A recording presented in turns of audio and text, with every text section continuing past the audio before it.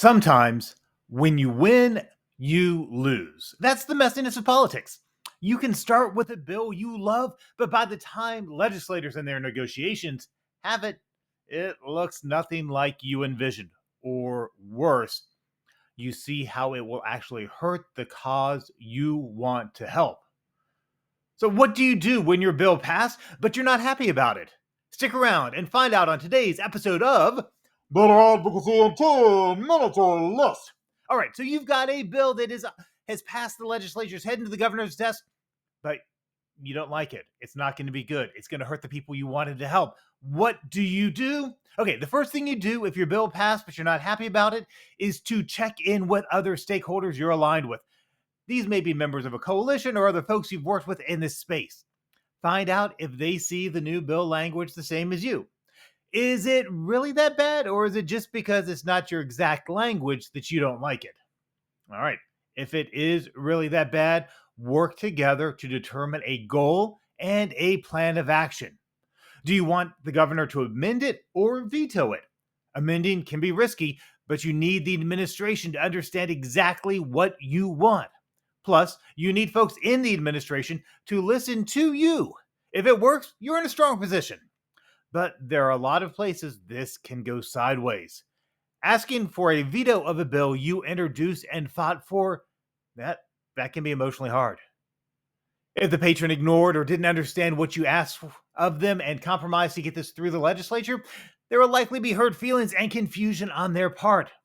Plus, you work so hard that if it gets vetoed, would all that energy be wasted?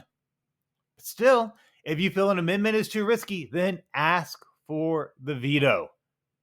Now, if you're watching this video, you probably don't have a direct line to the governor. So how do you start this process? First, go to your patron directly. This is not a time for ambiguity or what do you think. You need decisiveness and speed. Don't mince your words. Tell that legislator why this legislation that's passed is worse than the status quo. Lay out that big picture strategy that you and your allies created and ask the patron to put your plan into action. If there is disagreement within your coalition, tell them what it is and why you or the group, or at least most of the group, wants this action. Let's be real, it may be an ugly conversation. I've been cussed out by patrons when I've told them our coalition couldn't come to a consensus, but this is what we need. But if you've shown yourself to be a valuable ally who will fight with them, then they'll do it. The only thing a legislator hates worse than killing their own bill is doing something to piss off a bunch of vocal constituents. All right, as I said, you know what? This gets ugly real fast. Feelings get hurt. And that's why you need to next rally folks together. Earlier, I mentioned the importance of working with allies to make a plan. This is part of why you need vocal support coming to the governor's mansion or those legislative offices to ensure that your good bill turned bad doesn't become law.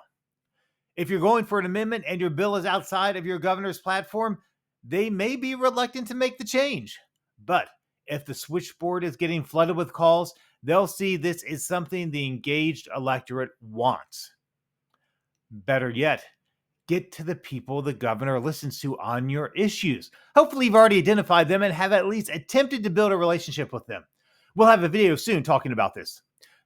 But until then, these are the people that have the governor's ear and are more technocrats than politicians usually. They're more likely to listen to and understand your reasoning. Sometimes these can also be key legislators, maybe someone that you've built a good relationship with that the governor listens to.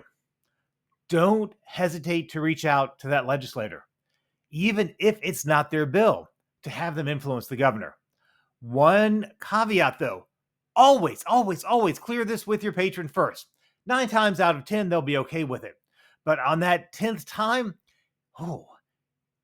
you might have just done damage to your relationship with that patron and to the legislator who can influence the governor. Okay, this has been stressful, hasn't it?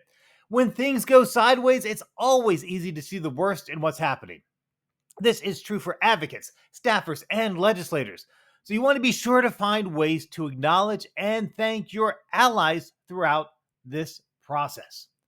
Note that I said allies. If there was a legislator that did you dirty and that's why you ended up with a bad bill, let them know you know what they did. Was it another advocacy or another organization that did that? Call them out.